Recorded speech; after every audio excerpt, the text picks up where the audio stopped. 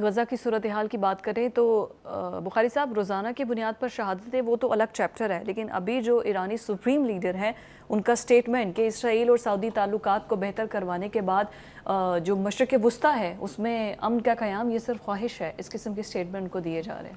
میرے خیال سے بہت صحیح سمت میں اشارہ کیا ہے خامنئی صاحب نے۔ ان کا کہنا یہ ہے کہ یہ جو جس طریقے سے اوور کم کرنے کی کوشش کی جا رہی ہے، جو اسرائیل نے وہاں انسانیت کے خلاف مظالم ڈھائے ہیں کہ دو ملکوں کی آپس میں صلح کرا دی جائے تو اس سے سارا معاملہ ہٹ جائے گا، یہ بالکل نہیں ہوگا اور نہ ایسا ہونے دیا جائے گا۔ ایک بات، دوسری بات یہ کہ تمام تر پریشر کے باوجود دنیا بھر میں بلڈ اپ ہو رہا ہے، چاہے وہ یونیورسٹیز ہیں، چاہے وہ یورپ کے امریکہ کے شہر ہیں، چاہے مسلم دنیا کے اندر بھی بہت اس کے اوپر پروٹیسٹ ہو رہے ہیں۔ ہمارے ہاں جماعت اسلامی اس ایشو کو لے کے بہت زبردست طریقے سے کر رہی ہے۔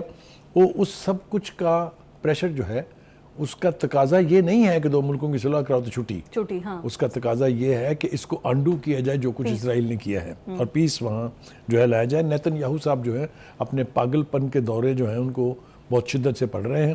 ابھی بھی وہ کہہ رہے ہیں کہ جی جنگ کا خاتمہ جس بھی معاہدے میں ہوگا اس کو ہم نہیں مانتے، کیونکہ یہ جنگ تو ختم نہیں ہوگی جب تک حماس ختم نہیں ہوتا۔ اس بے وقوف شخص کو کسی نے یہ بتایا نہیں ہے کہ اتنا عرصہ ہو گیا آپ کو، اب تو یہ 3 مہینے سے 6 مہینے سے بھی زیادہ جنگ ہو گئی ہے کہ اب تک حماس کا آپ کچھ نہیں بگاڑ سکے ہیں۔ اپنے اتنے فوجی مروا لیے ہیں، آپ نے اپنا اتنا نقصان کیا ہے، اتنا بارود، اتنا جنگی ساز و سامان آپ نے جنگ میں جھونکا ہے، ایک رتی بھر فرق نہیں پڑا۔ اور یہ بات ہم نہیں کہہ رہے، یہ جو اسرائیلی میڈیا وہ بھی کہہ رہا ہے، اسرائیل کے ریٹائرڈ جرنیل بھی کہہ رہے ہیں، فرانس کے جو فوجی ایکسپرٹس ہیں وہ بھی کہہ رہے ہیں۔ تو اب یہ جو کہہ رہے ہیں کہ ہم نے اینتھنی بلنکن کو کہہ دیا ہے کہ رفح کسی چیز کے ساتھ مشروط نہیں ہے، اس پر ہم نے اٹیک کرنا ہے۔ دیکھیے وہ کہتے ہیں نا پنجابی زبان میں ات خدا دا ویر ہے، let them go to Rafah but there is an end to everything۔ اس کے بعد کیا ہوگا اور کیا نہیں ہوگا یہ تو اللہ تعالیٰ کی ذات کو معلوم ہے، لیکن وہ کہتے ہیں کسی چیز کو آپ جتنی شدت کے ساتھ دیوار سے لگائیں گے اس سے زیادہ شدت کے ساتھ وہ واپس آتی ہے۔